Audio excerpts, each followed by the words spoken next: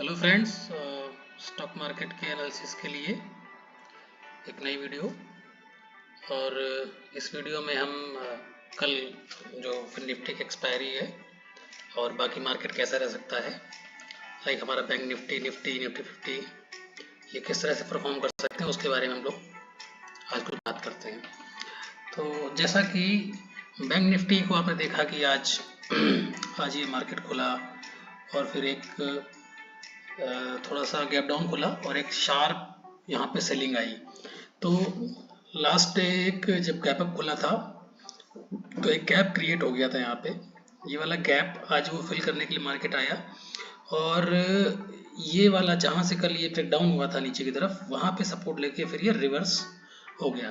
तो last time भी हमने बात की थी कि जैसे इतना लंबा ये गिर के आया है मार्केट, इतना लंबा रैली गिर के आया यहाँ तक, तो ऐसा नहीं कि अचानक से ये बिल्कुल सीधे ऊपर निकल जाएगा।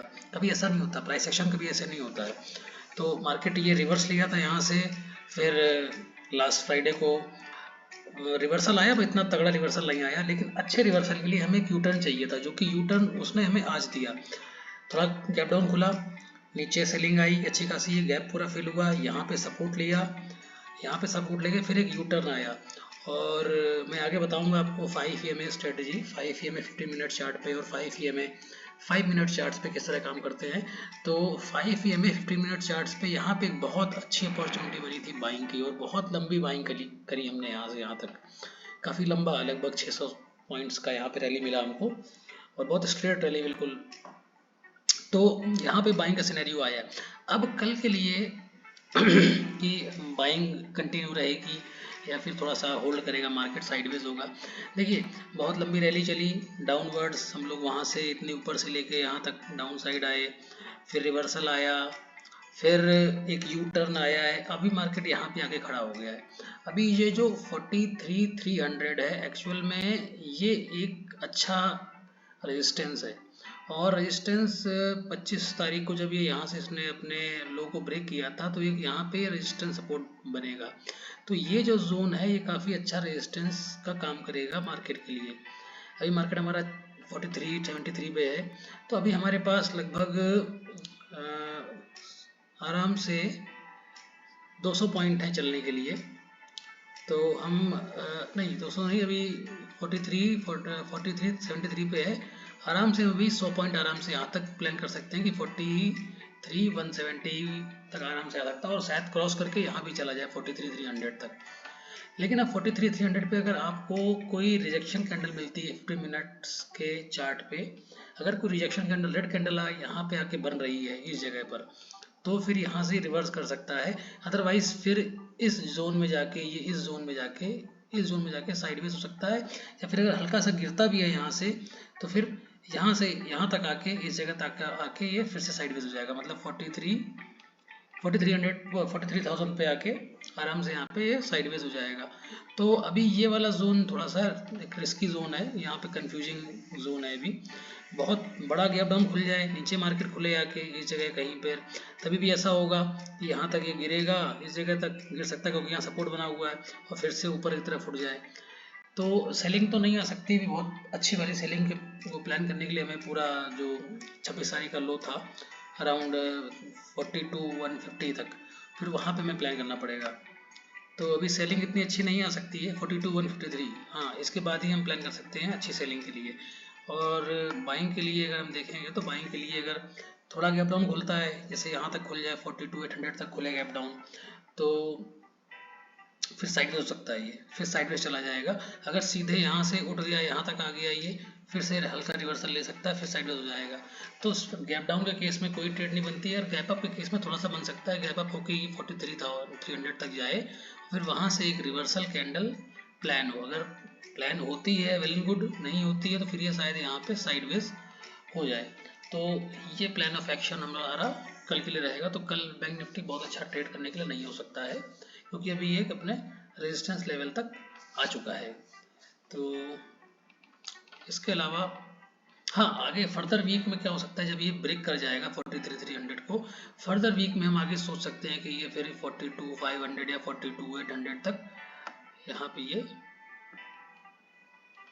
43,500 43,800 आराम से इस लेवल तक, यहाँ पे इस लेवल तक, ये वाला जो लेवल जहाँ से गिरना शुरू हुआ था इस लेवल तक आराम से ये फिर आगे आ जाएगा। अगर ये 2-4 दिन यहाँ पे सरवाइव कर गया इस वीकेंड तक, अगर ब्रेक कर जाता जल्दी से भी तो कोई बात ही नहीं। अगर ये सरवाइव करके यहाँ सरवाइव कर गया, फिर ऊपर की तरफ अगर इसने जो है ब्रेक किया लेवल, ऊपर तरफ लेवल ब्रेक करके निकलता है, तो फिर आराम से आप प्लान कर लीजिए यहाँ तक 43,900 या 43,900 43,800 तक आराम से आप प्लान कर सकते हैं। वीकली सॉरी मंथली हम लोग यहाँ पे बाइंग के लिए प्लान कर सकते हैं।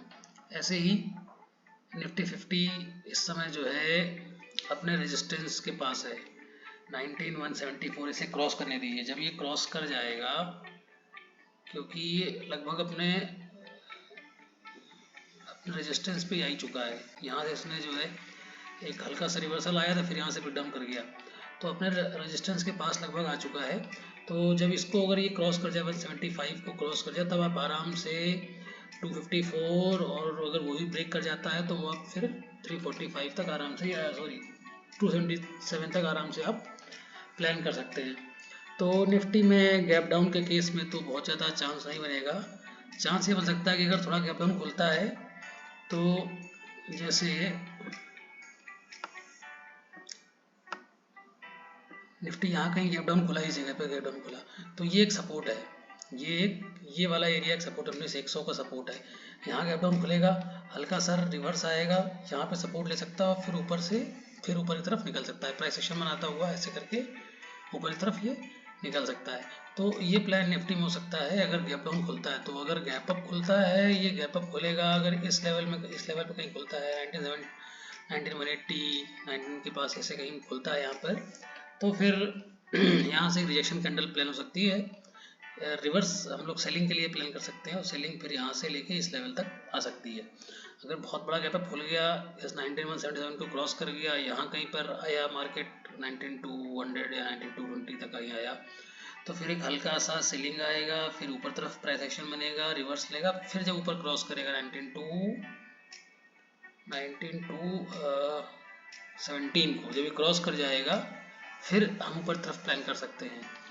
तो इस तरह से हमारा प्लान ऑफ एक्शन होगा। फिर निफ्टी में देखें अगर हम, फिर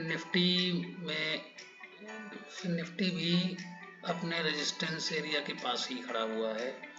अगर गैप डाउन खुलता है, यहाँ पे कहीं गैप डाउन खुलता है ये, तो नीचे सपोर्ट है, यहाँ गैप डाउन खुलेगा, नीचे सपोर्ट लेगा हल्का सा, फिर ऐसे करके रिवर्स हो सकता है। ये रिवर्स होकर जैसे ही कल के अपने क्लोजिंग को ब्रेक करेगा, तो हम आराम से ऊपर तरफ प्लान कर सकते हैं 19,400 तक, 19,350 तक आराम से प्लान कर सकते हैं।